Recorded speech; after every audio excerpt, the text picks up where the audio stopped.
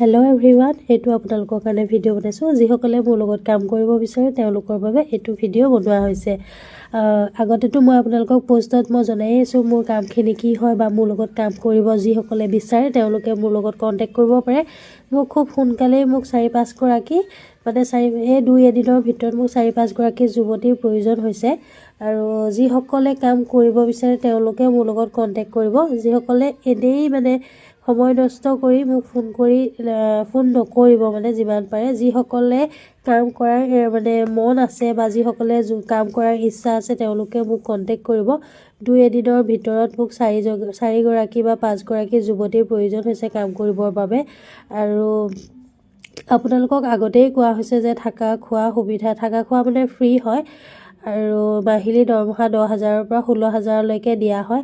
যিসকলৰ এক্সপিৰিয়েঞ্চ আছে সেইসকলৰহে দৰমহা বেছি। প্ৰথম যিসকলে নতুনকৈ ষ্টাৰ্ট কৰিব তেওঁলোকক 10,000কৈ দিয়া হয়।